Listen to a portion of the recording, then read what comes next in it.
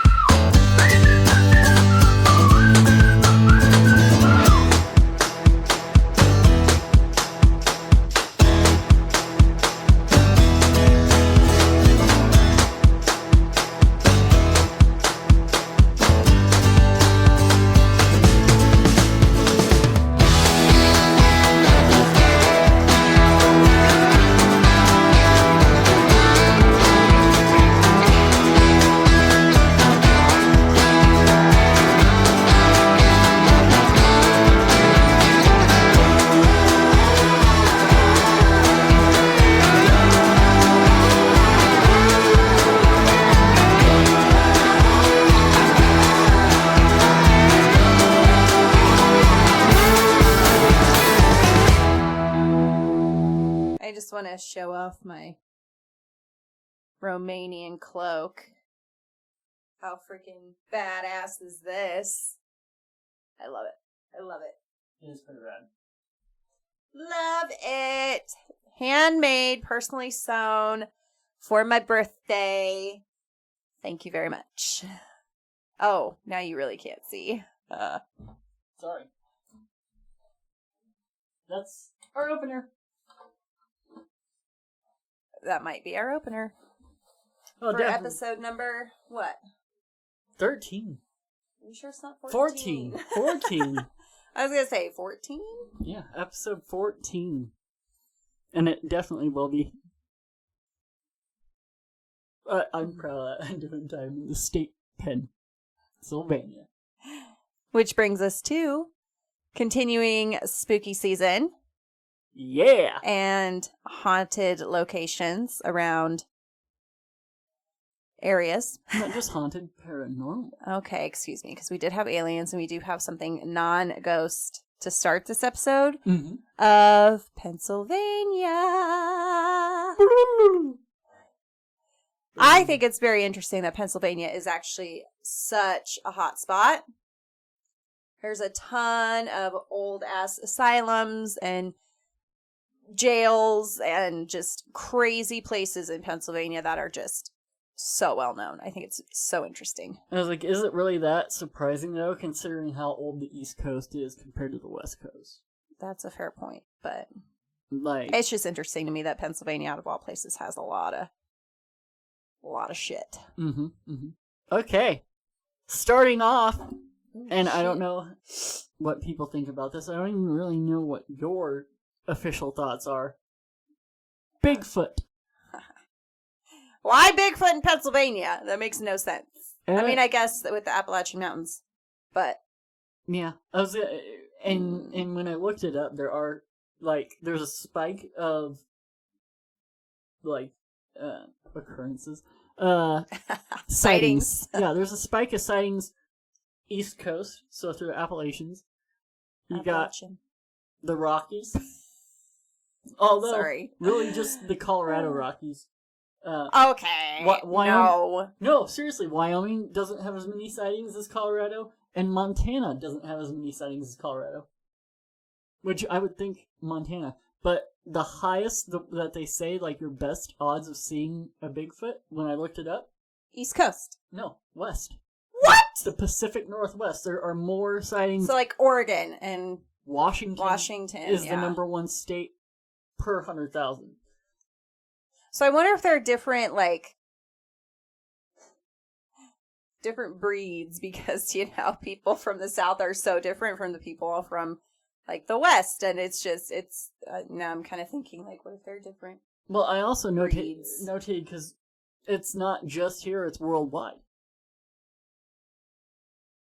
Like, people see some form of Sasquatch, Yeti, Bigfoot. They're all the same Yeti, type of creature in different areas of the world.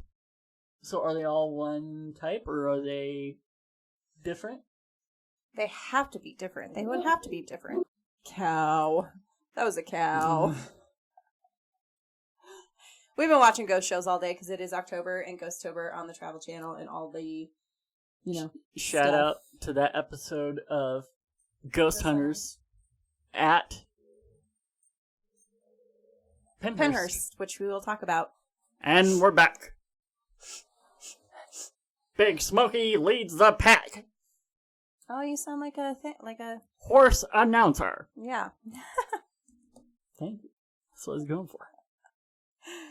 Anyways. So, what I was initially going after on this was the Blair County Lightning Man and Thunder Brothers, because there's actually supposedly a lot of sightings of different types of Bigfoot in Pennsylvania. Now, these specific ones, I could not find anything on except for on Mountain Monsters, so I think they're full of crap, and they made that up for the show for this one, because I couldn't find anything else on them. But... Which, if you haven't seen, if you haven't seen Mountain Monsters, also on Discovery Plus, it is the most hilarious, group of it's rednecks. like moonshiners, but... Hunting cryptids. Yeah. It's hilarious. We love Mountain Monsters. We love it all. And they're just so funny, because if you know a redneck, or if you're married to a redneck, or if you have a redneck family, if that's appropriate to say. Yeah, that's fine. Southern family. No, it's not even Southern, it's just a whole attitude. Yeah, redneck. It's hilarious, and we love it. And anyways, this is an episode that we watched the other day where we learned about this type of Bigfoot in Pennsylvania. But anyways, yeah, I couldn't find anything else. But I did find out that there are multiple instances of different types throughout Pennsylvania. I would try to go into it, but we'd be here for hours. So I'm not going to try to break that down. It is an occurrence enough that Pennsylvania has several counties that celebrate a Bigfoot type festival. So they have different types of festivals with Bigfoot in the name. That'd be so cool. I want to go to a Bigfoot festival. Many of them also do include other things like Bigfoot and UFO or Bigfoot Encrypted Festival. But Bigfoot is right there in the name. That's so cool. The first documented sighting in Pennsylvania was in 1858. Anyways. So yeah, 1858. Though ape-like creatures resembling Bigfoot have been part of the Native American lore across the world, and with other older cultures as well. So, that's kind of where I just mentioned, there's all sorts throughout the world. We already went into that. So, Bigfoot, are you a believer?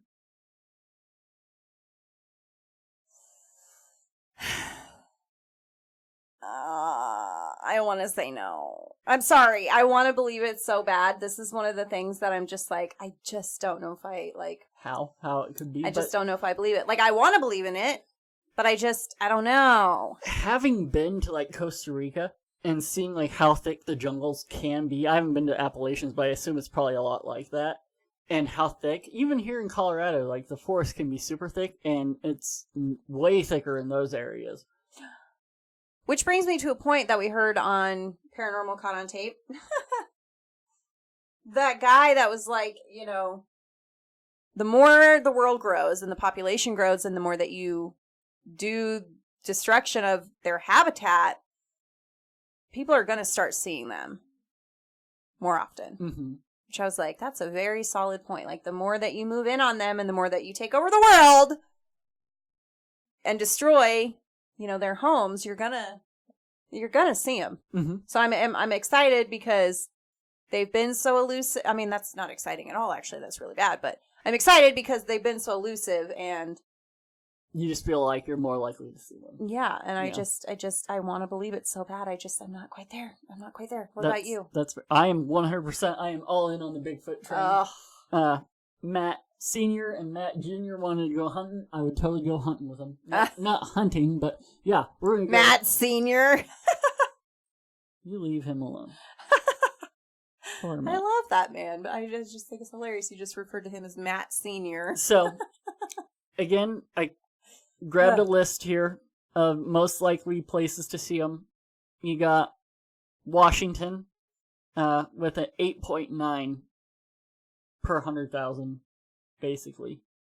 Hold on, clarify Bigfoot hunting. You don't mean actually hunting them, right? No, like to go see one. Okay, just making sure that the people know that we are against the hunting. Okay. Other states would include kind of as I meant, California has a bunch of sightings, like 445 in like Northern California. Yeah, but with the state population of 39 million, their sightings per 100,000, that it drops it to like 1.1. So not a lot. So the chances aren't high, basically, because they have a high population. Yeah. Florida has the Skunk Man, which is another one. Oh yeah, I've heard of him. Okay. Ohio, Illinois, Oregon, Texas of all places. Ohio? Why Texas? Excuse me? Texas and Oklahoma. Ew. Like where? Why? I mean, but I guess I've been where? through parts. Why? I've been through parts of Oklahoma with the lakes and stuff where like that forest can be pretty dense. So I guess I could believe it. No way. Michigan and Missouri. Okay, I could see those two. Really? So, that's there's really that. Interesting. And then Colorado didn't make that top list, but again, more than any of the other Rocky Mountain states. We have more than Montana and all of them. So, just for fun, I kind of wanted, because I saw this, it made me laugh. The highest chance of seeing one in Colorado? Park County. Yes, famous South Park County. Ah! Really? There's several other towns in Park County, but I just thought that was funny. Yeah, Park County. The other one would be Teller County. But and then the rest of them are others that most people wouldn't have heard of. But yeah, 13 sightings in Park County. 13! Oh, wow. Yeah, I think it was only I want to believe it's so bad. I think there was only like 139 or something like that sightings in Colorado. They had it on the news. You know why? Because they're not seeing Bigfoot. They're seeing... like a black bear. Or like a coyote. or something.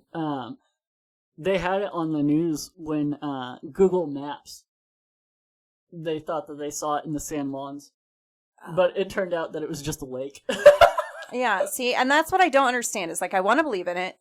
The possibility is definitely there. But why has nobody... I mean, you've got footprints and shit, which don't make a lot of sense. But, like, where's their bodies? You know, unless they're some sort of alien, which has also been a theory for my conspiracy theorists out there that, you know, they are extraterrestrial and they can come and go. Or interdimensional being. Yeah. It's just weird. Something is weird there, and I don't quite know what it is. Well, and then why would there be so much lore about them? Not just now, but in the past. That's my thing. Yeah, because stories have to come from somewhere, right? And I mean, I guess you can obviously make up stories, but... all across the world. Eskimos. So, in the cold. Indigenous people in Africa. The Native Americans. People in Siberia and Russia. Like, there's all these different stories that it has to come from somewhere. So I am 100% on the Bigfoot train. I don't know if it's alien, interdimensional being, or just a really smart monkey.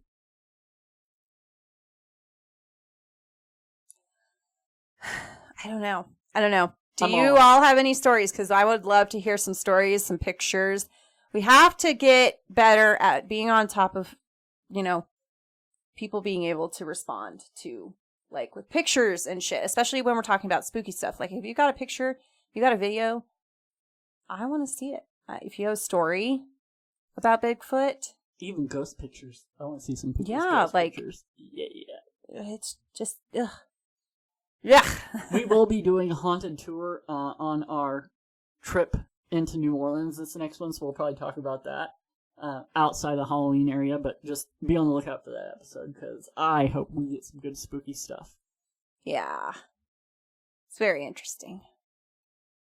So, So yeah, I want to believe, but I currently Or apprehensive. Yeah. Apprehensive I to don't believe. really believe. Fair. What about you? Sorry. Go ahead. We want answers.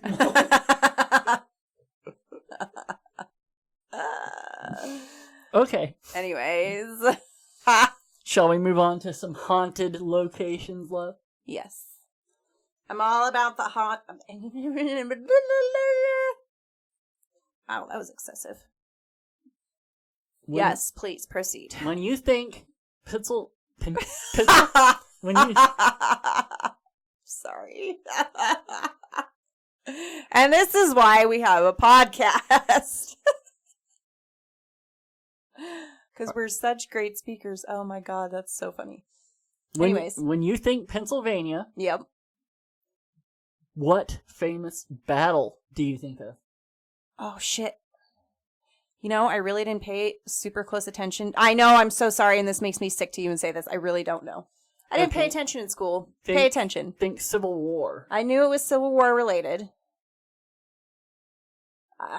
Gettysburg. Oh, fuck, yeah, see? Hello.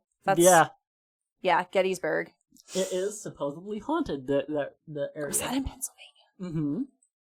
Really? Yes. I'm sorry. I know that, but like, really? So why? Why is Pennsylvania? It's just the weirdest state to me to be. Well, and this is why I was saying there's so much history on the East Coast. Yeah. And that's why. Wild. And we're going to go into that even again. Like, I have more information on it, on why there would be hauntings there. But anyways. So Gettysburg. Gettysburg. Like the battlefield? Yes. Yeah! Of course. In May... It's so awful. I'm sorry. I just got excited. In May of 1863, Robert E. Lee's Confederate Army of Northern Virginia took a very large victory over the Army of the Potomac at Chancellorsville, and now with confidence, Lee decided to go on the offensive and invade the North for a second time. Such a fucking senseless war. In addition to bringing the conflict out of Virginia and diverting it, because Northern troops were in Vicksburg and the Confederates were under siege there, they were trying to distract them. Lee also hoped to gain recognition from France and Britain and have their backing in the war. So he was trying to get Britain and France to step in and help the South. Why? It had nothing to do with other countries. No.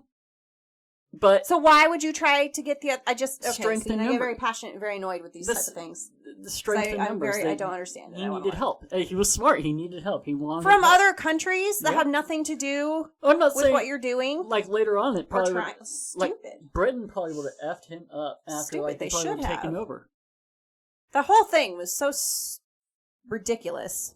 Anyways, yes. Sorry. So definitely, I agree. But that's what he was trying to do. On the Union side, President Lincoln, Abraham, to us people that know him from history, Honest Abe. No, Honest Abe. Aww. Abraham Lincoln had lost confidence in the Army of Potomac's commander, Joseph Hooker. He was reluctant to confront Lee after the defeat in Chancellorsville. So on June 18th, Lincoln named Major General George Gordon Meade to succeed Hooker. Meade immediately. Child. That's what my shirt says. It's like For the record, it says. Oh, say it. It's like Mama always said. What the is wrong with you? What the fuck is wrong with you? Yeah. True story. Anyways. Anyways. Meade immediately ordered the pursuit of Lee's army of 75,000, which by then had crossed the Potomac River into Maryland and marched into southern Pennsylvania. Upon learning that the Army of the Potomac was on its way, Lee planned to assemble his army at a prosperous crossroads town of Gettysburg, which is 35 miles southwest of Harrisburg, Pennsylvania. It was the first time during the war the Confederate Army attempted a full-scale invasion of a free state. The battle involved the largest number of casualties of the war and is often described as the war's turning point. The Union won a decisive victory at Gettysburg, which occurred from July 1st to July 3rd. With heavy casualties on both sides, Union casualties in the battle numbered 23,000, while the Confederates lost some 28,000 men, more than a third of Lee's army. It is considered a paranormal hotspot, and it has been featured on some shows, most notably Ghost Adventures. And there are reports of full-bodied apparitions so real that people assume that they are reenactors, only to watch them disappear right in thin air, right in front of them. People report sounds of war, including guns, screams, horses, and cannons. Totally. So, yeah, definitely. I think it's totally valid. So, but that's one of those outdoor. Because you were kind of on the fence about it. An outdoor It would be. hunting. It's harder to like catch those types of things, I think, and because it's so. Like I said in the last episode, like unless you're like a professional ghost hunter where they give you permission to do all these things and like close it down to the public and do all these things, like it's harder for people to like have the stuff to catch have it, experience it, but not experience it. A lot of people experience what I mentioned. Like they hear it, but they're not able to document it because they don't have the stuff with them. Right. Honestly, I think the land could totally be of the two places. Residual. I'm not saying that the Sand Creek Massacre isn't haunted, but with the blood spilled in the thousands on both sides, well, multiple thousands on both sides, and the passion, the emotion behind all of it, the war. They weren't just fighting a war, they were fighting a war against family members. They might have met on the field, like they might have been cousins. That's so outrageous. Why did we? I mean, I know why, but why? So all that emotion locked in there, I 100% believe that it could be haunted. Oh, absolutely. It's only scientific, like, that energy cannot be destroyed. Right. Only changed. Right. So when you die, where does that energy go? Right. Especially in such a... Yeah. It's got to leave an imprint. Oh, yeah. Yeah. Don't they do, like, reenactments and stuff out there still? They do, yeah. They definitely do reenactments. That'd be very interesting interesting and that's to why, go see that. Like I said, people assume that they are reenactors. Like, actors that are doing it. Yeah. And they see them and then vanish. they just disappear and you're like, that was weird. So they're not even see-through, but they're like you and me right here, and they just, if I were... vanished. How crazy is that? That's just so wild. I would say yes. And that's why I wanted to definitely include that on the list. So I was like, oh, Gettysburg, we have to talk about it. Now, on to yours. Okay. So this next one is also very well known.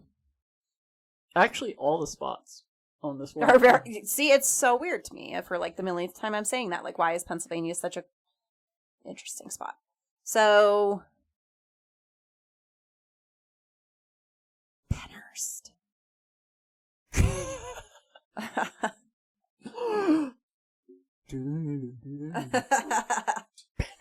Penhurst. If you know, you know. If you don't, there's so many TV shows about it. Go watch it. But why? Why are there so many TV shows about it? Because it's such a haunted location. So it was opened. I have the notes. Yeah, so why don't you use them? I just am trying to go off memory here. I wouldn't. There's so much about that building. Like, even if there are like multiple buildings. The entire land. This property is huge. Multiple buildings. There's at least 3 that are super, super active. So Penhurst was named officially the Penhurst State School, and it became like an asylum. Very horrendous. I don't want to read this like word for word though. Why? Do you want me to? No. They need the information. Yeah, but like I don't. Especially with a place like Penhurst, because it was horrific. What it was really bad, and that's why it got shut down. So the Penhurst State School and Asylum was originally called the Eastern Pennsylvania Institution for the feeble-minded and epileptic. Looking at you, Shyla.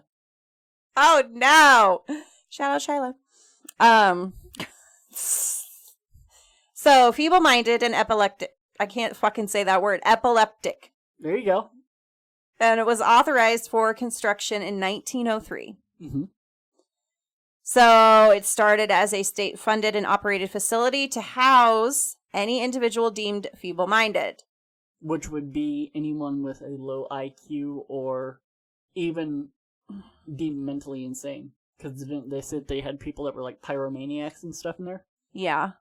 So anybody that had any mental issues. Right. Back in the 40s. Even if it wasn't like a real even if it was like you were born with like autism or something along those lines, those are the types of people that they forced in there. This was back before that they knew that there was mental disabilities. They just called you crazy people. Yeah. Oh. So it opened in 1908. It opened in 1908 and has become the stuff of legend as a real-life horror story for many that had practices I was like, terrible. So terrible it changed disability laws forever. Mm-hmm. Which is wild because you can imagine. It just, that sucks. The atrocities. It just makes me like. Well, think about how long did it take for slavery? And like, what were the atrocities that had to happen for slavery to be banned? Same type of stuff for the mental. Yeah, that's just, it's awful what they did to those people. And the majority of them, a lot of them were children. So, there's a quote here that says, it is nothing less than a concentrated? What does that say? It is nothing less than a concentrated movement to attempt to control the breeding of feeble-minded and defective individuals within the state of Pennsylvania. So the Inquirer noted in 1916... Concerted. It was a concerted... It is nothing less than a concerted movement. Oh, a concerted. Excuse me. I can't fucking talk today. Yeah. Well, I also wrote the notes, so that's why I can probably read it. It might be messed up, so I'm sorry. It's okay. You did all the research. Not true. We watched documentation and things. It's like not that I did all the research. I just wrote it down because you didn't even want to read it all. Obviously, which is why I can't read it all. Mm-hmm. Okay, so the Inquirer noted in a 1916 story referencing the institution, that is where that quote from above came. Mm-hmm. So it was built to house 500 people. It was almost immediately overcrowded, and by the 50s, there were 3,500 patients at that property. That's just like officially at one time. There were over 10,000 people that went through there and deceased. Oh my god. So, sorry, 3,500 staying at one time. That is outrageous. You can't even get that in mental institutions today. That is way too... Wow. Well, think about how many times does 500 go to 35? So 5 goes into 35 how many times? 7. Yeah. I had to count on my fingers. So that's 7 times. That means that there's... 7 times the amount of people that were supposed... Even 500's a lot. That's at least... Like, for that time frame, too, with how old the property and the building is, so that's insane. Break that down. You have enough rooms for 500 people, but you have 3,500, so that's at least 7 people to a room. That's so insensitive. That's if they broke it up evenly. Now, they didn't even break it up evenly because you had different disabilities, you had different severity, like... So, there was probably people, like, rooms with people 10 to the room. When you consider... All with different problems. Different health issues. Different things. That's just... Ugh. No. So, speaking of that, they were understaffed and underfunded. So in 1968, in a documentary by Channel 10, reporter Bill Baldini. Oh yeah, this is a very took viewers inside the walls of this now 60-year-old institution back in the 60s, 60 years old at that point. So, and this is part of what led to its downfall. So in this documentary, you can see children in cages, people strapped and left to their beds, people withering from neglect, trapped in an institution that spent less per day feeding them than zoos spent to feed their animals. Mm-hmm. Disgusting. No fucking wonder that place is crazy. I keep saying that, and that is so bad. I don't mean to say that. That's really bad of me to say that, so I apologize. Yeah, but anyways. Crazy as in the fact that totally not okay. So that documentary was 68, and it uncovered a lot of the horrendous things that happened there. Not just that, but, there was also sexual assaults and whatnot occurring from patients and whatnot onto the feeble-minded. So, a lot of abuse that I didn't mention on there. Total abuse. So in the 70s, the asylum was hit with several lawsuits, on behalf of its patients and the unexplainable injuries that just happened to occur to them while they were in their care. So, random broken bones. If they if they bit a nurse or they bit a doctor. Ooh, yeah, you get your teeth fucking yanked out. They would reprimand you one time, try to teach you not to bite. If you did it more than once, then they would yank all of your teeth. So there are reports of several thousand patients that just had their teeth fully removed because they were biters. Wow. So this led to its closure. But that didn't happen until 1987. So that horror house was in operation 20 years after the initial shit started being stirred. That's so not okay. So imagine, of course, there's going to be serious activity in there, which there is, caught on multiple cameras. So today it is a historic and haunted house. It's not a house, but that's okay. No, it is a haunted. Like a legit. Okay, so they. It's labeled a haunted house because it's a haunted attraction, like 13th floor in Denver. So it's like a legit haunted house. So it's a haunted location that's now a haunted house. Haunted house, right? Meant to scare. So there are actors and stuff, and they said that is actually tailored more for adults as well. And you can book one of those, and you can also book a haunted paranormal tour. Yeah. Yeah, so some of the claims from Pennhurst, is voices, shrieks, murmurs of pain, of course, from the former residents. You hear footsteps, shadow figures, full body, apparitions.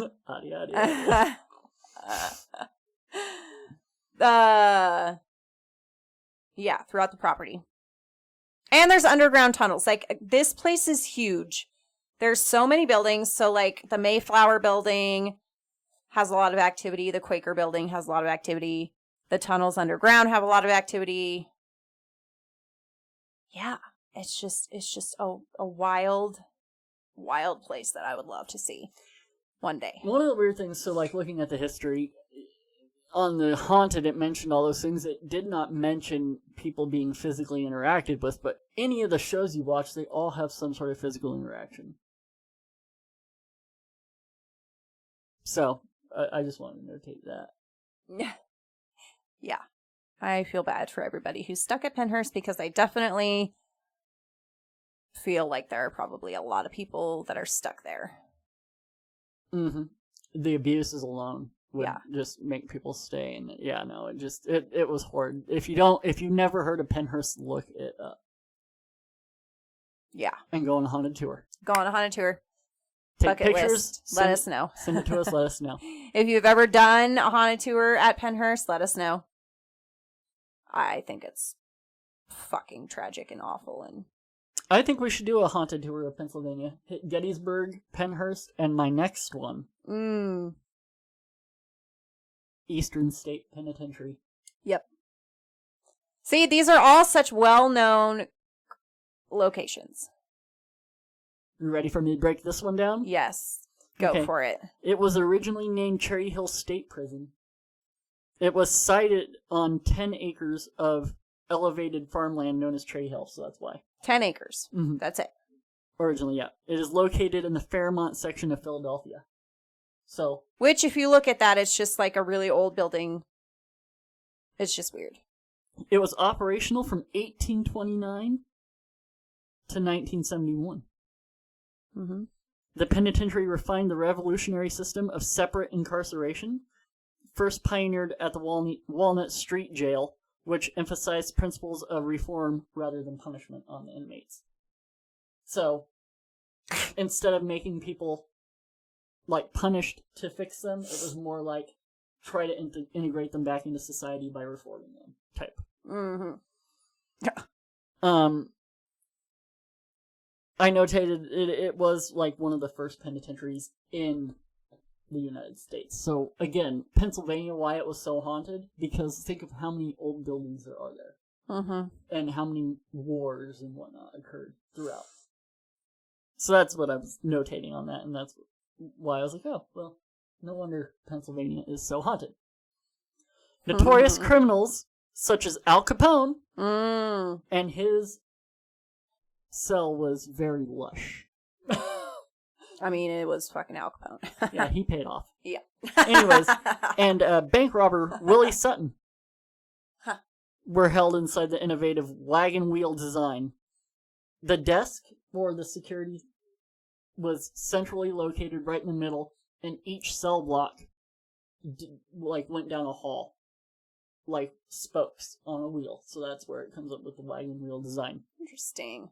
So you have an outer wall, and then right in the middle you have that, and then your different cell blocks are down like wagon wheels. So that way, whoever's sitting at the desk can look down and see every hall. Right. I didn't put it here, but with the revolutionary practices, the warden had to visit every prisoner every day. Like, by law. I don't know if it ever or if that happened, but by law, that's part of the new practices that they were trying to do. I thought that was interesting. So, yeah, Willie Sutton, they were all in that. In 1924, Pennsylvania Governor Gifford Pinchot allegedly sentenced the Pep. Sorry. He sentenced. We're flustered today. He sentenced Pep, the cat murdering dog, an actual dog, to a life sentence in Eastern State Penitentiary. Pep allegedly murdered the governor's wife's cherished cat. What the fuck? Now, Pep was pardoned, but supposedly he did it to bring the dog in and raise the prisoner's morale. But here is a picture of Pep with his own prisoner ID. So yeah, he's straight up Sutton. I thought it was funny. Here, I will show the camera. Oh my god! Pep. I don't know if we'll be able to see. Oh. There we go. Pep. Oh, falsely accused. It says falsely accused. That was his mugshot. The poor puppy. Oh, I did not know that. That's why you have me do this, because I find weird information very like that. Interesting. Oh. What happened to Pep? He was pardoned. I don't know if he died there or not. It didn't say. It was just one of the interesting stories. Huh. It is known for, or the prison itself is known for its grand architecture and strict policies, and also considered the first penitentiary. So, not just one of them, it is considered the first. It is considered by several sources to be one of the most haunted places in America. Obviously.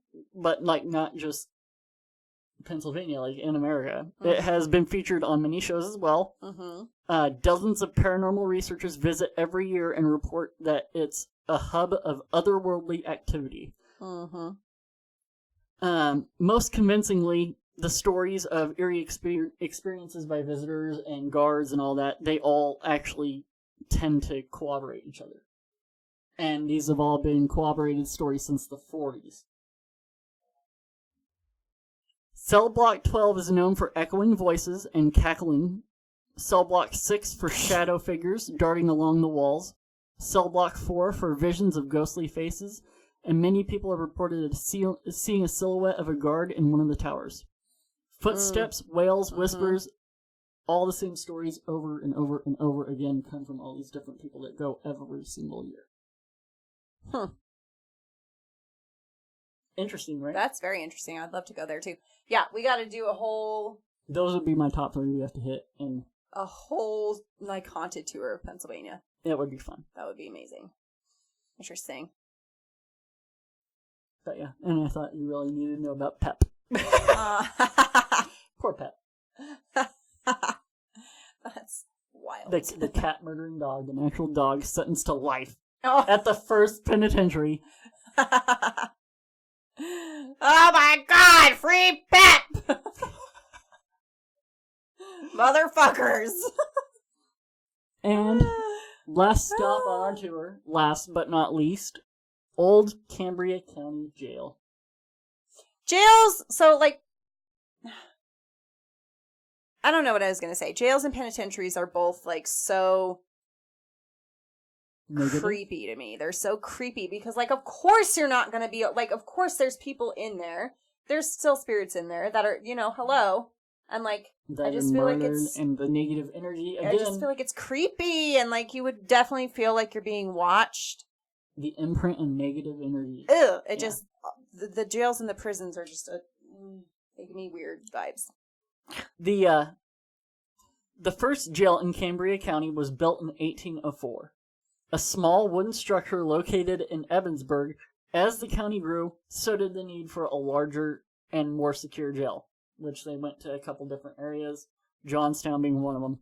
This other one is the other county jail that they actually built, which is the one that I'm referring to now. Originally, 27 cells were built in 1872, and they were later supplemented with an additional 52 others in 1911, marking a significant expansion in the jail's capacity. Overcrowding was still a significant issue in the early years, and with as many as 123 men confined to the small 27 cells. However, the jail continued to operate until 1997. What? Mm-hmm. When it was finally... I was born already at that time. Mm-hmm. It was finally abandoned in favor of a new facility. A total of 11 men were executed by hanging at the prison. One man, Michael Smith, known as Old Smitty to the guard, was scheduled to hang, but vanished the night before his execution. Mm-hmm. He is known in folklore as the man they could not hang. He was never recaptured, and he is the subject of ghost stories because supposedly every now and then he does talk to him. We've even seen it on the TV shows. So there is speculation that he might not have made it out. I totally don't think he made it out. Yeah. I don't know what happened, but when you look at the place and the walls, and it's pretty well inescapable. When I was looking it up, there is wrought iron in the floors, and then cement, and then wood. So he would have had to go through wood and all that to dig out, but there was no evidence. There was like anything. Nothing. He left a letter to the warden, and that's all they found was a letter to the warden. And that's another thing. So like, no, I almost guarantee like maybe the guards or other people took him down. Yeah. I think that happened. Now again, this is all just like our speculation. There's no proof of this, but yeah, he just vanished. Like that doesn't just happen. That doesn't happen. Yeah, and no. He was convicted in 1884 for killing a Johnstown man. Smith was housed in the then 12-year-old jail. After leaving a farewell letter to the warden, Smith somehow escaped the jail and its 22-foot-high stone walls the night before he was hanged. So yeah, there should have been some sort of evidence. But like, why would they kill him like the night before he's supposed to be killed anyways? To torture him? Like, what happened? Maybe they thought... I'm very curious. It depends on who he murdered, because apparently Johnstown was like the county seat. Like there was a lot of like a high there was a lot of corruption in the area, from what I could find. So that's kind of notably what they think, is that like he pissed off somebody in Johnstown, and that's why they had him. It's the cringiest noise. You're welcome. Yeah, no, I think something happened to Smitty there. I just don't know what. The last hanging in the prison was in 1909, after which the electric chair was introduced at Rockview State Prison. There are alleged reports of poor treatment and abuse on inmates, but no official confirmation, except from the spirits themselves, who seem to inhabit the jail in the basement or dungeon. Yeah. Phantom footsteps, things being knocked on or thrown around are common. Also common to get EVPs, or electronic voice phenomenon, and a report of full-bodied apparitions is very common as well. Yeah. Totally. Totally. All of these, I definitely, 100%, unlike Bigfoot, think there's some sort of energy that's still there. Poor Bigfoot. At all those places. I'm sorry. Until somebody can, like, I don't know. Did picture Bigfoot? No, there's pictures and videos of Bigfoot. Until, like, but like I a don't know, legit. Like, do like a Harry and the Hendersons thing. Where you bring him into your home and you take care of him and he becomes your friend. Like. Great. I just have a bad feeling that's gonna be us. It would be add us. him to the I would farm. totally do that. And then like you do, and then add him to the farm. Yeah. I don't know where he would go on the farm to like hide. Over yonder way there's trees. So he could go hide in those trees. Yeah, maybe.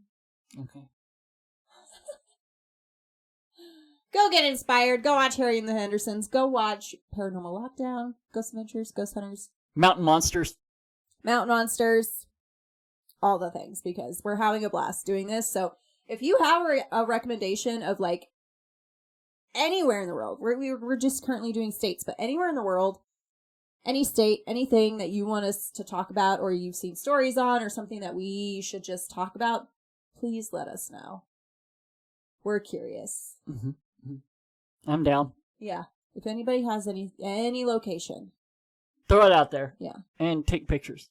And take pictures and videos. As long as you are doing it safely and appropriately. And respectfully. Yes. But I think that just about wraps it up for Pennsylvania. Spending time in the state pen. Pennsylvania. Super interesting place. I've never been. I want to go. It's definitely on the top of my list, actually. I was going to say I've never been to the East Coast, but I went to Richmond. Or not Richmond. Norfolk. Norfolk? It's Norfolk. Norfolk? Yeah. Ask locals. That you can never remember that you actually went there? Yeah. Virginia! That's the only East Coast state I've been... Oh, no, I went to Florida. But that's south. When did you go to Florida? We cruised out of there. Yeah! When you missed it. Oh, yeah! That's right. Haunted lighthouses. I would love to talk about haunted lighthouses. I think that's fascinating. In Florida? Yeah. Oh. I don't know why that just popped in my brain, but no idea. Your fucking snake is a douchebag. Look at him. Yeah, he's trying to show his way out. He's so strong. That is wild, you guys. He wants out. He's so determined. Wow. Anyways. Yeah, thanks everybody. Thank you. Okay, bye. You have been listening to Untold Travel Connections with J and K. Thank you for being here. If you are enjoying the stories and the content, please be sure to follow, like, comment, subscribe, and share.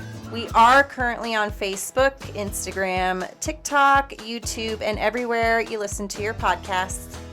This really does help us out, and we truly, truly appreciate all your support. Do you have a story that you want to share? We're here to help you tell it. We're going to have new episodes every week, sharing travel experiences and insider tips. Also, If you need help planning your next vacation, remember, I am a certified travel agent. Please head on over to our website for more tips and tricks and just a bunch of tools in general to help you plan. That is www.untolledtravelconnections.com. One more time, www.untolledtravelconnections.com.